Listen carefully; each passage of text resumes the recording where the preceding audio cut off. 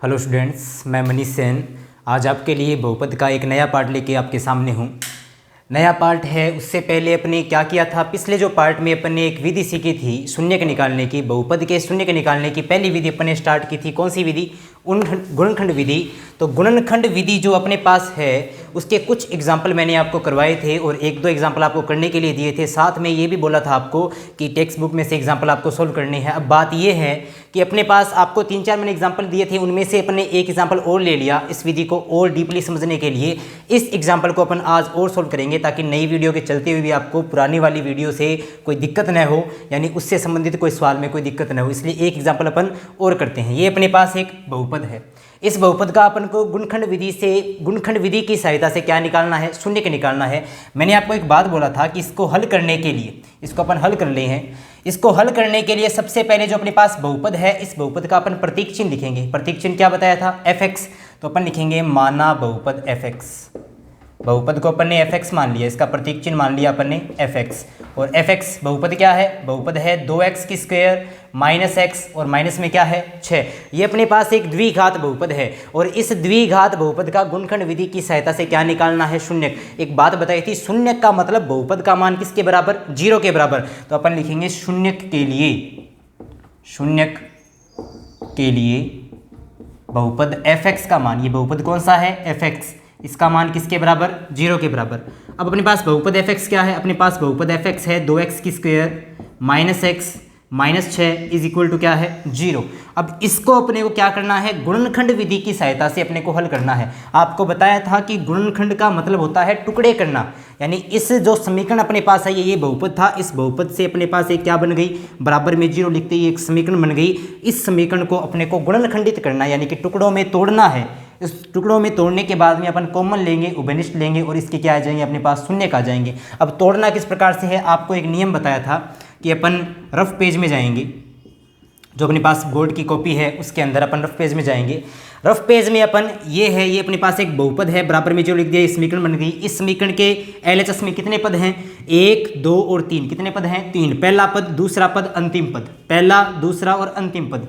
Rough में क्या करना है? बताया था आपको, रफ में प्रथम पद को अंतिम पद से चिन्ह सहित क्या करना है? गुणा। प्रथम पद क्या है? 2x स्क्वायर, नहीं प्लस का 2x स्क्वायर, चिन्ह सहित लेना है अपने को। तो पहला पद है प्लस का 2x स्क्वायर, पहला पद है प्लस का 2x स्क्वायर और अंतिम पद है वो कितना है? माइनस का 6। अंतिम पद है माइनस का 6 और अपने को पता है कि 2 ब्रैकेट हो, बीच में कोई चिन्ह न हो, मतलब किसका चिन्ह होता है? गुणा का चिन्ह। यानी प्रथम पद को अंतिम पद से अपने क्या कर दिया? गुणा कर दिया। अब चिन्ह सहित गुणा करेंगे तो पहले चिन्हों का गुणा होगा, प्लस गुणा माइनस क्या होता है? माइनस।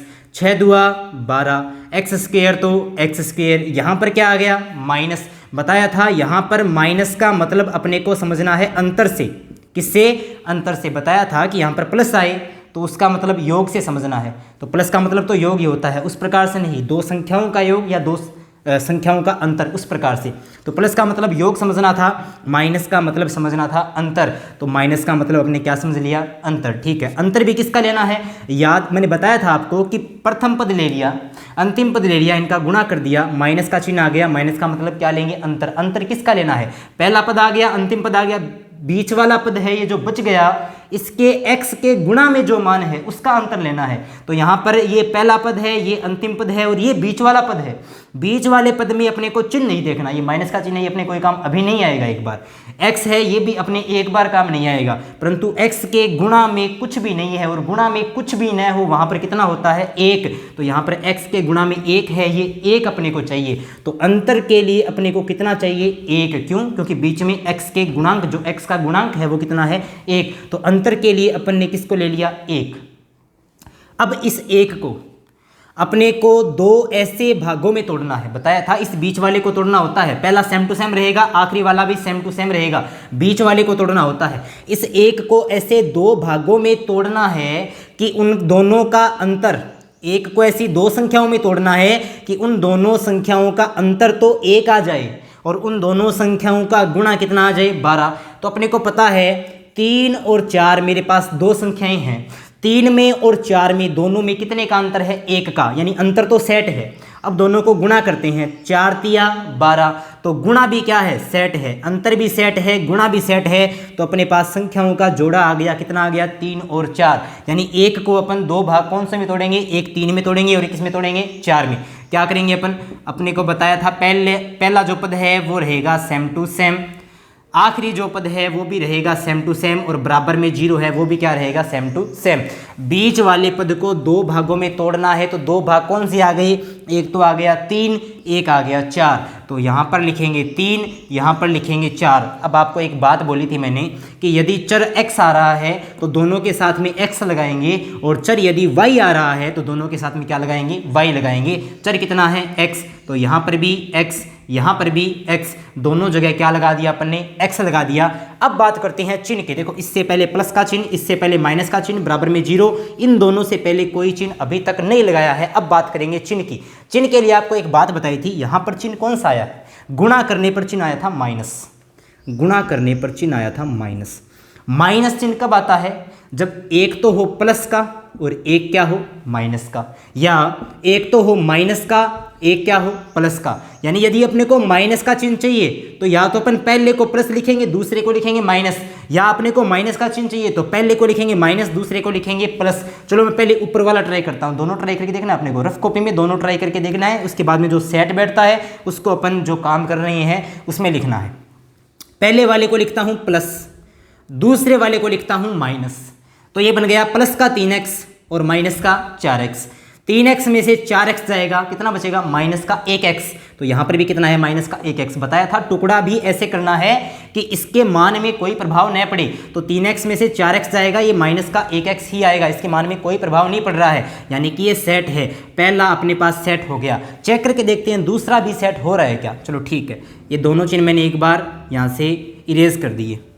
पहले की जगह मैं लगा देता हूँ माइनस और दूसरे की जगह लगा देता हूँ प्लस। अब क्या बनेगा, प्लस का 4x माइनस का 3x, 4x में से 3x जाएगा, कितना बचेगा, प्लस का 1x। पर अपने को क्या चाहिए, माइनस का 1x। यानी ये सेट नहीं बैठ रहा है, पहला सेट बैठ रहा है, दूसरा सेट नहीं बैठ रहा है। तो अपन पहला ही लिखेंगे, यानी पहले आएगा प्लस और बाद में आएगा माइनस। ये अपने पास इस समीकरण में बहुपद से जो समीकरण बनी है उसके गुणखंड आ गए, उसके टुकड़े आ गए। अब क्या करना बताया था कि पहले दो पद हैं उनमें जो कॉमन आ रहा है वो लेंगे, और अंतिम जो दो पद है उनमें जो कॉमन आ रहा है वो लेंगे। और एक बात और बताई थी, कॉमन यानी कि उभयनिष्ठ, इंग्लिश में कॉमन, हिंदी में उभयनिष्ठ। उभयनिष्ठ लेने के लिए एक बात याद रखनी है, बड़ी संख्या कॉमन नहीं आती है, छोटी संख्या कॉमन आती है। तो अपने पास देखते हैं यहाँ पर गुणा में 2 है पहले पद में, और दूसरे पद की बात करें यहाँ पर 2 नहीं है, यहाँ पर 3 है। तो 2 और 3 दोनों जगह न तो 2 मिल रहा है न 3 मिल रहा है, यानी कि 2 भी कॉमन नहीं आएगा, 3 भी कॉमन नहीं आएगा। यहाँ पर x की घात 2 है, यहाँ पर x की घात 1 है। तो बताया था कि 2 घात कॉमन आएगी या 1 घात, बताया था छोटी घात कॉमन आती है। तो बड़ी घात कॉमन नहीं आएगी, छोटी घात कॉमन आएगी। x की घात 2 कॉमन नहीं आएगी, x की घात 1 क्या आ जाएगी, कॉमन आ जाएगी। अब कॉमन आने के बाद में बाकी जो बचेगा वो अंदर लिखेंगे अपन। 2 बाहर नहीं आया, कॉमन नहीं आया, तो 2 क्या रहेगा, अंदर रहेगा। x 2 बार था, 1 बार बाहर आ गया, तो 1 बार क्या रहेगा, अंदर रहेगा। प्लस है तो प्लस, x बाहर आ गया, क्या बचेगा, 3। अब माइनस है तो माइनस। एक बात बोली थी मैंने कि ये चिन्ह माइनस है तो सीधा माइनस लिखेंगे, और प्लस है तो सीधा प्लस लिखेंगे। उसके बाद में ब्रैकेट में जो चेंज होगा वो देखा जाएगा, बाद की बात है, ठीक है। अब इन दोनों में से अपने को कॉमन लेना है। माइनस तो मैंने सीधा लिख लिया है, पर माइनस तो लेना ही पड़ेगा अपने को। ये जो चिन्ह है ये सेम टू सेम लेना पड़ेगा अपने को। इन दोनों में से अपन कॉमन लेते हैं। बात करते हैं 4 की। यहाँ पर 4 है, यहाँ पर 4 तो नहीं है, 6 है, ठीक है। यहाँ पर x है, यहाँ पर x तो नहीं है, यानी कि न तो 4 कॉमन आ रहा है न 6 कॉमन आ रहा है, न दोनों जगह x है, यानी कि न x कॉमन आ रहा है। परंतु अपने को एक चीज़ दिख रही है, 2 दूआ 4 और 2 तिया 6, यानी 4 में भी 2 है और 6 में भी 2 है। कैसे, 4 को लिख सकते हैं 2 गुणा 2 और 6 को लिख सकते हैं 2 गुणा 3, यानी 4 में भी 2 है और 6 में भी क्या है, 2 है। बताओ दोनों में 2 क्या आ गया, कॉमन आ गया, उभयनिष्ठ आ गया, यानी इन दोनों पदों में 2 तो कॉमन आ रहा है। तो यहाँ पर 2 क्या आ गया, कॉमन। अब मैंने एक बात बोली थी, कॉमन का मतलब भाग देना होता है। 4 में 2 का भाग 2 बार और x है तो x। एक बात और बताई थी माइनस जब भी बाहर आएगा, माइनस जब भी कॉमन आएगा तो माइनस का क्या बन गया प्लस, और प्लस का क्या बन जाएगा माइनस, यानी चिन्ह क्या हो जाएंगे चेंज। कब होंगे, जब माइनस क्या आएगा कॉमन। तो ये माइनस जब कॉमन आया है तो ये माइनस का 4x, यहाँ पर 2x रहना चाहिए था अंदर, तो ये माइनस का रहना चाहिए था, परंतु माइनस कॉमन आते ही ये क्या बन गया प्लस का। अब ये माइनस चिन्ह क्या बन जाएगा प्लस, बताया था माइनस कॉमन आते ही चिन्ह चेंज, तो माइनस क्या बन गया प्लस। 6 में 2 का भाग, कॉमन का मतलब भाग देना, 6 में 2 का भाग कितनी बार जाता है 3 बार, बराबर में क्या है 0। अब बात करते हैं अपने पास, देखो ये ब्रैकेट और ये ब्रैकेट, बताया था अपने को पता कैसे चलेगा कि अपन सवाल को सी कर रहे हैं, अपने को पता चलेगा ये दोनों ब्रैकेट सेम टू सेम यानी समान आने पर। यदि ये दोनों ब्रैकेट समान नहीं आई है मतलब अपन ने कुछ गलती की है, सवाल में कोई गलती नहीं है, अपन ने कुछ गलती की है। अब क्या करेंगे, एक बात बोली थी कि ये जो ब्रैकेट है इसके गुणा में x है, ये जो ब्रैकेट है इसके गुणा में 2 है, तो गुणा में जब कोई पद होता है वो एक ही बन जाता है, यानी एक ही पद है। इसके गुणा में भी ये 2 है यानी ये भी एक ही पद है, तो एक पद ये हो गया, एक पद ये हो गया, बराबर में 0 है, यानी कितने पद हो गए 2 पद हो गए इधर। इन दोनों पद में अपन और कॉमन लेंगे, पहले कॉमन लिया था दो पद में, अब इन दोनों में भी कॉमन लेंगे। क्या कॉमन आ रहा है x, यहाँ पर x अलग से नहीं है, x कॉमन नहीं आएगा, यहाँ पर 2, यहाँ पर 2 अलग से नहीं है, 2 कॉमन नहीं आएगा, पर यहाँ पर भी ये ब्रैकेट है, यहाँ पर भी ये ब्रैकेट है, तो ये जो ब्रैकेट है ये ब्रैकेट क्या आ जाएगा कॉमन आ जाएगा। ये जो ब्रैकेट है ये आ गया कॉमन, ठीक है। ब्रैकेट कॉमन आते ही बाकी जो बचेगा वो अगले वाले ब्रैकेट में, ब्रैकेट कॉमन आ गया बाकी बचेगा x, ब्रैकेट कॉमन आ गया माइनस का बचेगा 2, तो माइनस का बचेगा 2, बराबर में क्या है 0। ब्रैकेट बाहर आ गया, x बचेगा माइनस का 2 बचेगा, बराबर में क्या है 0। कितने केस लगेंगे 2 केस। बताया था कि 2 पद यदि गुणा में है और बराबर में 0 है, इसका मतलब क्या है, इसका मतलब ये है कि दोनों एक साथ तो 0 नहीं होंगे, या तो पहला पद 0 होगा या दूसरा पद क्या होगा 0। इसके लिए कितनी स्थिति बनेगी 2 स्थिति, यानी कितने केस लगेंगे 2 केस, केस फर्स्ट और केस सेकंड। अपन बात करते हैं केस फर्स्ट की और यहाँ पर बात करते हैं केस सेकंड की। केस फर्स्ट बताया था, केस फर्स्ट में पहला डब्बा 0 के बराबर, पहला ब्रैकेट 0 के बराबर, तो पहला ब्रैकेट बराबर होगा 0 के, 2x है तो 2x प्लस का 3 इधर जाकर बनेगा माइनस का 3, x बराबर -3, गुणा में 2 है ये बनेगा भाग में 2, x का मान आ गया -3/2।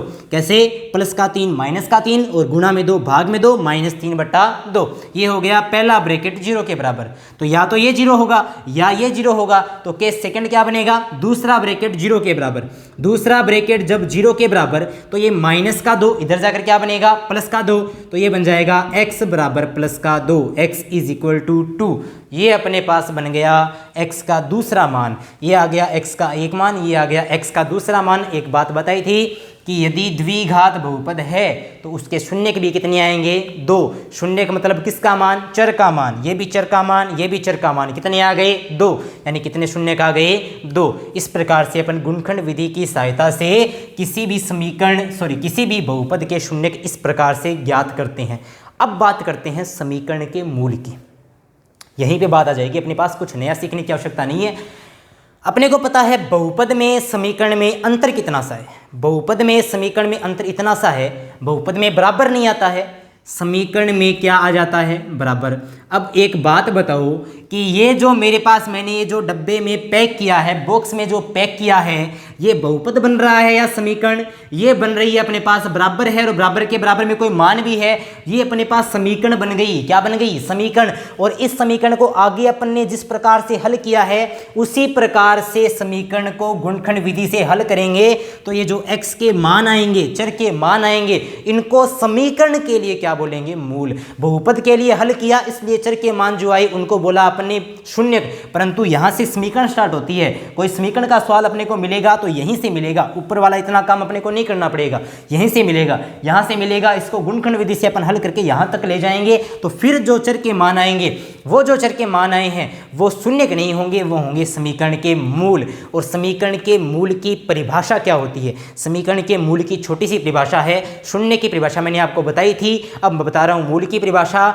शून्य और मूल निकालने की विधियों में कोई ज़्यादा अंतर नहीं है, परंतु शून्य की परिभाषा और मूल की परिभाषा में काफ़ी अंतर है।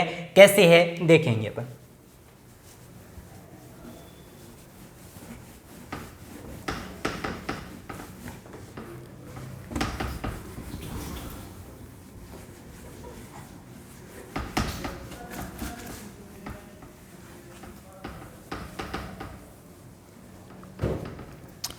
बात करते हैं समीकरण के मूल। समीकरण के मूल, ठीक है। समीकरण के मूल की परिभाषा पहले अपन लिखेंगे, उसके बाद में अपन समझेंगे। मूल की परिभाषा होती है किसी समीकरण में उपस्थित, किसी समीकरण में उपस्थित चर का वह मान, चर का वह मान, किसी समीकरण में उपस्थित चर का वह मान जिसे, किसी समीकरण में उपस्थित चर का वह मान जिसे पुनः समीकरण में रखने पर, पुनः समीकरण में रखने पर वह उसे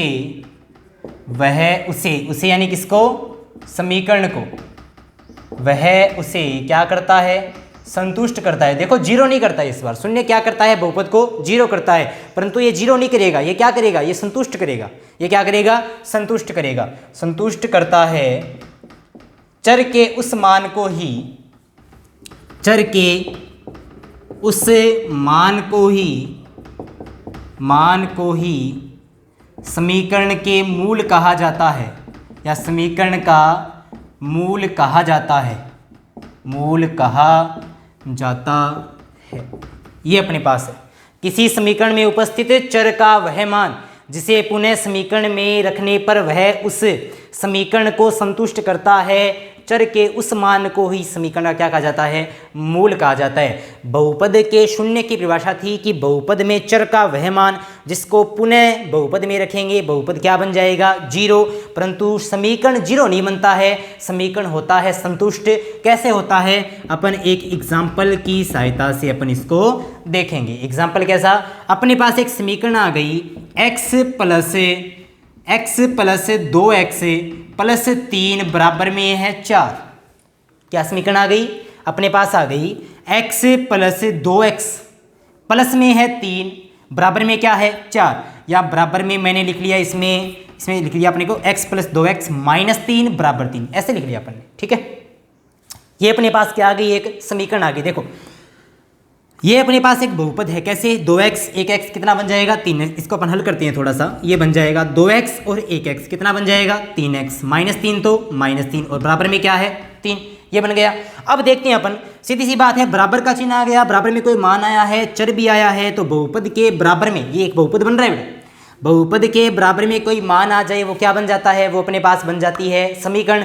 तो ये अपने पास समीकरण है। देखते हैं इसका मूल किस प्रकार से निकलेगा। कोई अंतर नहीं है, कोई ज़्यादा, 2x 1x कितना बन गया 3x, माइनस 3 तो माइनस 3 बराबर में 3 तो बराबर में क्या है 3, 3x है तो 3x बराबर है तो बराबर 3 है तो 3, ये माइनस का 3 इधर जाकर क्या बनेगा प्लस का 3, तो 3 और 3 कितना बन जाएगा 6, गुणा में 3 इधर जाकर क्या बनेगा भाग में 3। देखो 3 और 3 6 बन गया, गुणा में 3, कोई दो पदों के मध्य कोई चिन्ह हो, किसका चिन्ह होता है गुणा का, गुणा में 3 इधर जाकर क्या बनेगा भाग में 3, तो ये बन जाएगा 6 के भाग में 3 कितना उत्तर आ गया 2, यानी x का मान कितना आ गया 2।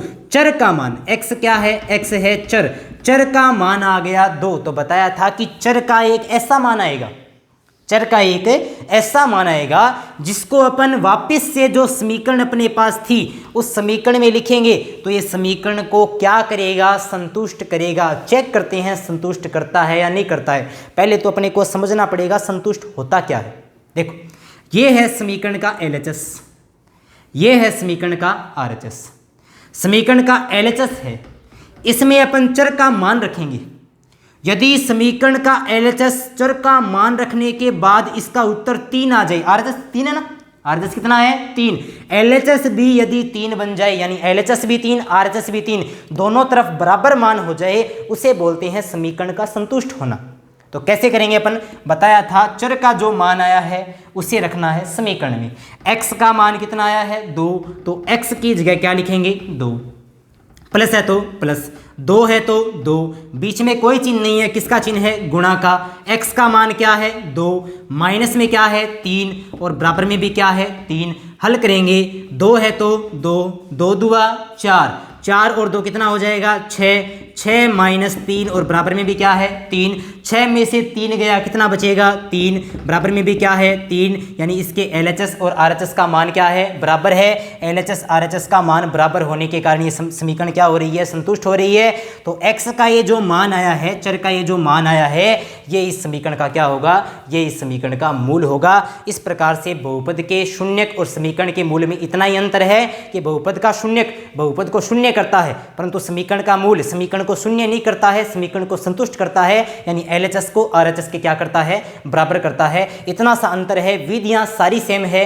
गुणनखंड विधि से शून्यक भी निकाल सकते हैं, मूल भी निकाल सकते हैं। गुणनखंड विधि अपन ने पढ़ चुके हैं। अब अपन दूसरी विधि पढ़ेंगे। कितनी विधि बताई थी 3, गुणनखंड विधि, पूर्ण वर्ग विधि और तीसरी है श्रीधराचार्य सूत्र द्वारा द्विघाती सूत्र के प्रयोग से अपने को शून्यक या मूल याद करना। तो अब बात करते हैं दूसरी विधि की, और दूसरी विधि का नाम है अपने पास कौन सी विधि, अपने पास दूसरी विधि है पूर्ण वर्ग विधि।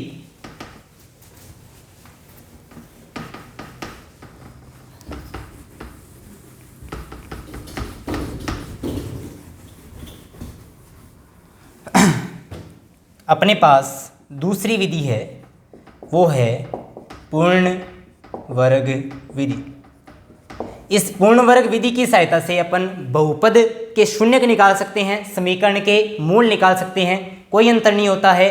कैसे करना होता है, इसका एक फिक्स फॉर्मूला होता है। फॉर्मूला मतलब इसका एक फिक्स तरीका होता है, मेथड होता है। उस मेथड के हिसाब से पॉइंट वाइज अपन करते चलते हैं तो इसके शून्यक या मूल अपने आसानी से निकाल सकते हैं। और शून्यक और मूल निकालने की गुणनखंड विधि के बाद में दूसरी विधि है जो काफ़ी आसान है। उसके ये पूर्ण वर्ग विधि अपने सोल्व करने से पहले, इसको समझने से पहले अपने साइड में कुछ एक सर्वसमीकाएँ लिखी हुई है। कितनी हैं 11।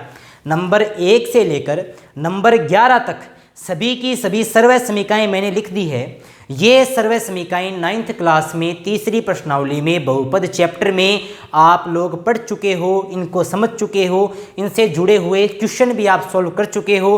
फिर भी मैं थोड़ा सा इनके बारे में आपको बता देता हूँ। उसके बाद में आपको करना क्या है, ये 11 की 11 जो सर्वसमीकाएँ हैं नोटबुक में इनको नोट करना है, और नोट करने के बाद में 11 सर्वसमीकाओं को लिख लिख कर कॉपी में लिख लिख कर याद करना है। जितने भी क्वेश्चन अपन करेंगे प्रश्नावली में, जितने भी सवाल चलेंगे, और प्रश्नावली केवल तीसरी प्रश्नावली नहीं, अपने पास मैथ की बुक में 19 प्रश्नावलियां हैं, जिनमें से कम 8 प्रश्नावलियां हैं, यानी 8 चैप्टर है, उनमें इन 11 सर्वसमीकाओं की आवश्यकता होगी। यानी अगर अपने ये याद नहीं है, मतलब 8 चैप्टर अपन पूर्णतया कंप्लीट नहीं कर सकते, अपने को पहले याद करना पड़ेगा, और ये याद अपने को करना है। तो आपको नोट करना है ये सब 11 की 11 सर्वसमीका।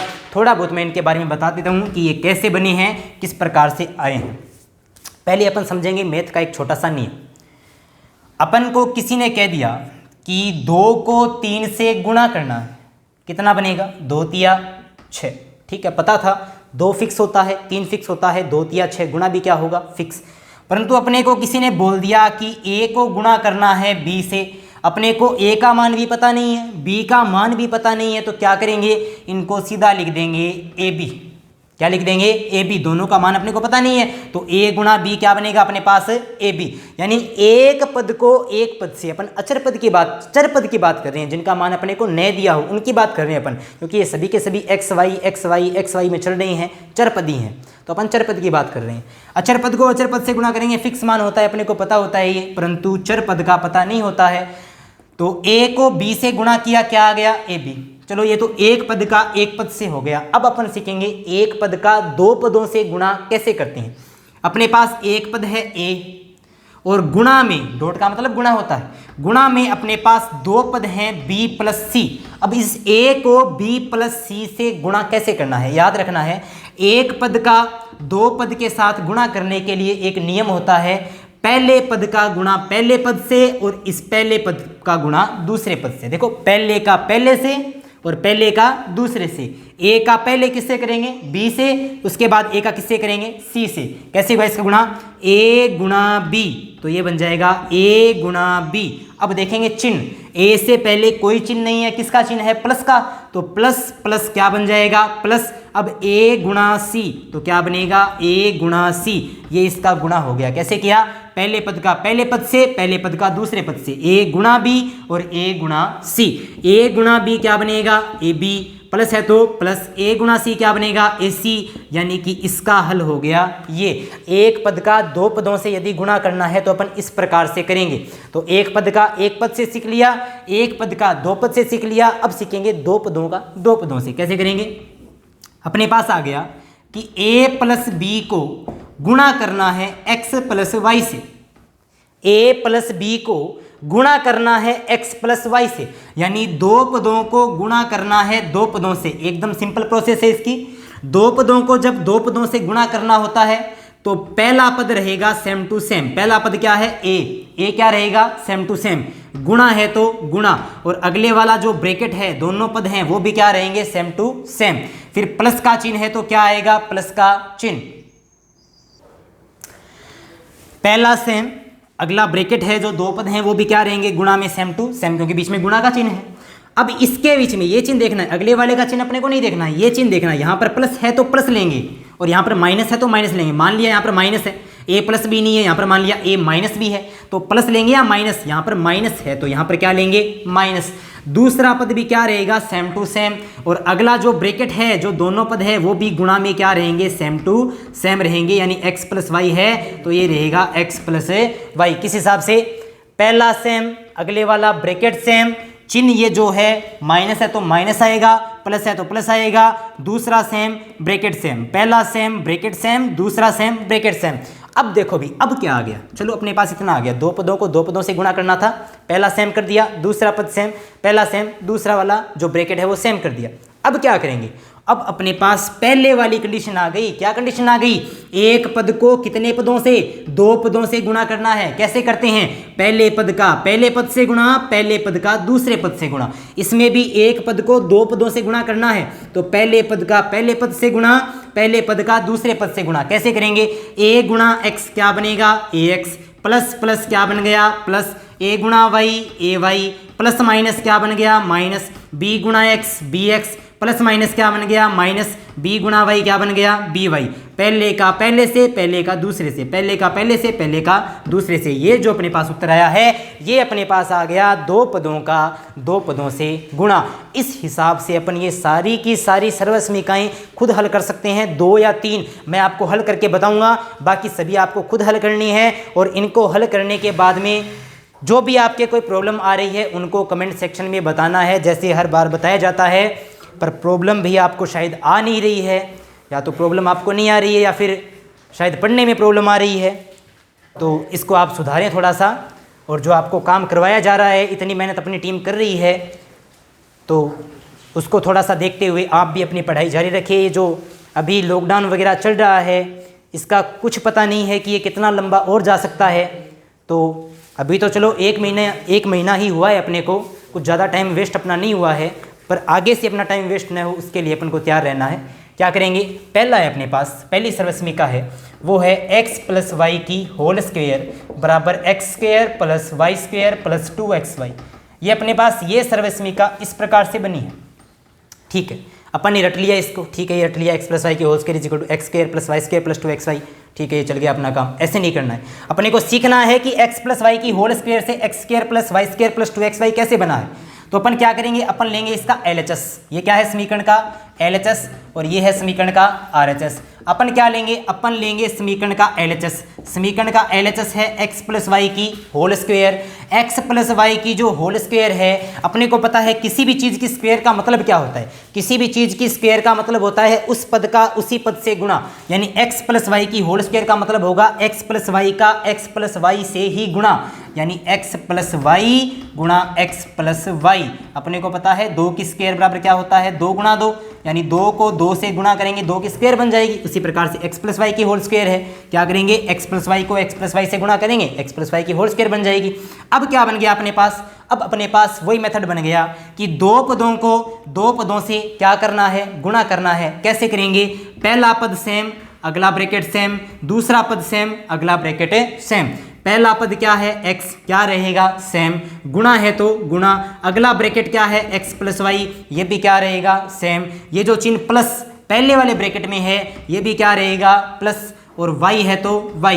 पहला सेम ब्रैकेट सेम, दूसरा क्या है y, और ब्रैकेट भी क्या रहेगा सेम। अब क्या करना है, इस एक पद को दो पदों से और इस एक पद को दो पदों से क्या करना है, गुणा। किस प्रकार करते हैं, पहले का पहले पद से, पहले का दूसरे पद से, पहले का पहले पद से, पहले का दूसरे पद से। क्या बनेगा, x गुणा x, ये बन जाएगा x की square, plus plus plus x गुणा y, क्या बनेगा xy, plus plus plus x गुणा y, क्या बनेगा xy, और प्लस प्लस प्लस y गुणा y, क्या बनेगा y की स्क्वायर। एक्स स्क्वायर तो एक्स स्क्वायर, प्लस का वाई स्क्वायर तो प्लस का वाई स्क्वायर, प्लस का एक एक्स वाई, प्लस का एक एक्स वाई कितना बन जाएगा, प्लस का दो एक्स वाई। तो ये अपने पास एल एच एस था और ये अपने पास क्या आ गया, आर एच एस। यानी इस सर्व समीकरण को हल करेंगे तो एल एच एस से आर एच एस अपने को रटना नहीं है, अपने को निकालना है।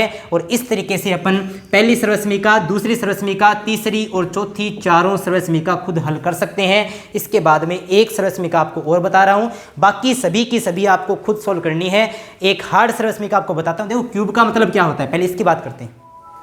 ये अपने पास पांचवा है, इसमें है x प्लस वाई की होल क्यूब। स्क्वायर का मतलब कितनी बार लिखेंगे, 2 बार, और क्यूब का मतलब कितनी बार लिखेंगे, 3 बार। यानी ब्रैकेट गुणा ब्रैकेट गुणा ब्रैकेट, ब्रैकेट कितनी बार आएगा, 3 बार।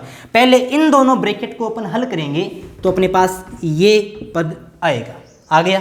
उसके गुणा में एक और ब्रैकेट रहेगा x प्लस वाई का। सिंपल सी बात है, 3 ब्रैकेट आएंगे ऐसे x प्लस वाई के, 2 को मैंने हल किया, ये आ गया। तीसरा ब्रैकेट रहेगा वो यहाँ पर आएगा। अब क्या करेंगे, वही बात है, जब दो पदों को बहुत सारे पदों से गुणा करना हो तो पहला सेम पूरा ब्रैकेट सेम, दूसरा सेम पूरा ब्रैकेट सेम, अंदर गुणा करते जाएंगे, अपना उत्तर आता जाएगा। इस प्रकार से हल करेंगे। एक लास्ट सर्व समीकरण आपको हल करके बताता हूं, वो है 7 number, x cube plus y cube is equal to x plus y, x square minus x y plus y square. ये अपने पास एक सर्व समीकरण है, इसको अपन हल करते हैं। सर्व समीकरण नंबर 7 है x cube plus y cube is equal to x plus y, x square minus x y plus y square. ये इसका LHS है, ये इसका RHS है। देखो किसी भी सर्व समीकरण को सिद्ध करने के लिए अपने को इसका बड़ा भाग लेना होगा। छोटे भाग को अपन सोल्व जल्दी से नहीं कर सकते, अपने को कई बार कौन सा भाग लेना होता है, बड़ा भाग। और इसका बड़ा भाग LHS में है या RHS में, RHS में, तो अपन क्या लेंगे, इसका RHS। मैंने एक काम किया, मैंने ले लिया RHS। RHS लेने पर इसका RHS क्या है, इसका RHS है एक्स प्लस वाई गुणा x square minus x y plus में क्या है, वाई स्क्वायर। दो पदों को बहुत सारे पदों से या 3 पदों से, 4 पदों से, 5 पदों से गुणा करना होता है। कैसे करते हैं, पहला सेम ब्रैकेट सेम, दूसरा सेम ब्रैकेट सेम। पहला क्या है, x गुणा है तो गुणा, ब्रैकेट क्या रहेगा, सेम। दूसरा क्या है, प्लस वाई, बोला था चिन्ह ये सेम टू सेम रहेगा। दूसरा क्या है, प्लस वाई, तो दूसरा सेम ब्रैकेट भी क्या रहेगा, सेम। पहला सेम ब्रैकेट सेम, दूसरा सेम ब्रैकेट सेम। गुणा करेंगे तो इसका गुणा इससे भी, एक पद को बहुत सारे पद से गुणा कैसे करते हैं, इसका गुणा इससे भी, इसका गुणा दूसरे से भी, इसका गुणा तीसरे से भी, इसका गुणा पहले से, दूसरे से और किससे, तीसरे से। x गुणा एक्स की स्क्वायर, एक्स की cube, plus minus minus x गुणा एक्स, एक्स की स्क्वायर, और गुणा में क्या है साथ में y, plus plus plus x गुणा वाई की square, x y square, plus plus plus x square गुणा वाई, तो x square y, plus minus minus y गुणा वाई, वाई की स्क्वायर, गुणा में क्या है एक्स, और प्लस प्लस क्या है, प्लस वाई गुणा वाई की स्क्वायर क्या है, वाई की क्यूब। एक माइनस का एक्स स्क्वायर वाई, एक प्लस का एक्स स्क्वायर वाई, आपस में क्या हो गई, कैंसिल। एक प्लस का एक्स वाई स्क्वायर, एक माइनस का एक्स वाई स्क्वायर, आपस में क्या हो गई, कैंसिल। क्या बचेगा, एक्स के क्यूब प्लस वाई के क्यूब, यानी कि RHS से क्या आ गया, LHS आ गया। अपने पास RHS से क्या आ गया, LHS, यानी इसका हल ये होगा। यदि इसका हल ये होगा तो इसका हल भी क्या होगा, ये होगा, क्योंकि बराबर का मतलब होता है LHS RHS के, और RHS LHS के क्या होता है, बराबर होता है। ये अपने आज का टॉपिक हो गया। होप आप इस वीडियो को लाइक करेंगे, शेयर करेंगे, सब्सक्राइब करेंगे, और इस वीडियो को देख के अपना टाइम वेस्ट न करते हुए पढ़ाई भी करेंगे। धन्यवाद।